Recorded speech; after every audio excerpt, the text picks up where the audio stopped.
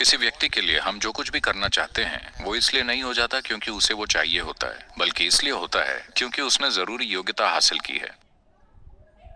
बिना योग्यता के मैं चाहता हूं कि ऐसा हो जाए वैसा हो जाए, ऐसे तो सिर्फ खाली सपने आएंगे।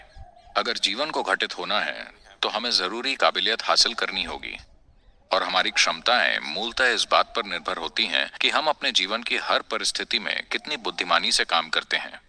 और वो बुनियादी रूप से इस बात पर निर्भर करता है कि हमारे मस्तिष्क के तार कितने बढ़िया तरीके से जुड़े हुए हैं। प्राचीन समय में इस देश में, इस संस्कृति में ऐसे विस्तृत सिस्टम हुआ करते थे कि दिमाग को कैसे तैयार किया जाए, मस्तिष्क के तारों को कैसे जितना हो सके तीव्रता के साथ कसा जाए।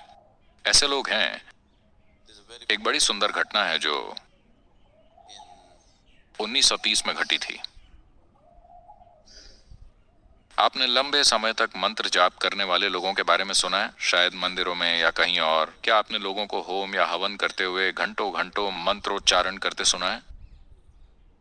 तो इस मंत्रोच्चारण का इस्तेमाल मस्तिष्क के तारों को बहुत बड़े पैमाने पर व्यवस्थित करने के लिए किया जाता था, क्योंकि इसमें जो ध्वनियां इस्तेमाल होती थीं, उनका मस्तिष्क में होने वाली चीजों पर असर होता था। तो इन मंत्रों की रचना में कुछ खास गणित शामिल होती थी, और साथ ही उनमें कोई कविता भी हुआ करती थी, क्योंकि वो गढ़ी हुई ध्वनियों को एक खास स्तर तक इस्तेमाल करते थे। ये उनके मस्तिष्क को इतना ज्यादा व्यवस्थित कर देती थीं कि उनकी याददाश्त इतनी ज्यादा जबरदस्त हो जाती थी, जो कि एक इंसान के लिए लगभग असंभव लगती है। आमतौर पर आजकल हम ऐसी चीजों को इंसान के लिए संभव मानते हैं। इन ध्वनियों का एक खास तरीके से इस्तेमाल करने की वजह से उनके पास वैसी याददाश्त होती थी। ऐसा हुआ, दो लोग बनारस गए। वो दोस्त थे। वो नदी में स्नान कर रहे थे और आपस में बात कर रहे थे और एक बिजनेस डील कर रहे थे।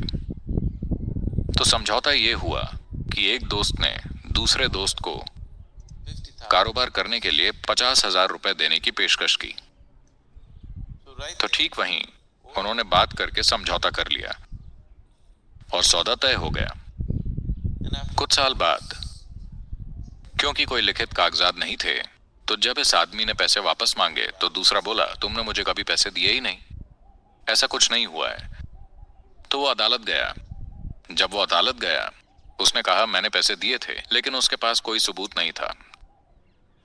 तो जज ने कहा तुम्हें कोई सबूत लाना पड़ेगा, नहीं तो हम इस बारे में कुछ नहीं कर पाएंगे।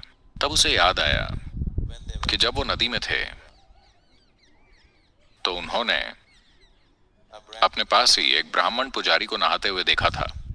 तो उसके अंदर उम्मीद जगी कि शायद उसने हम दोनों की बातें सुनी हो और मैं उसे गवाह के रूप में ला सकता हूं।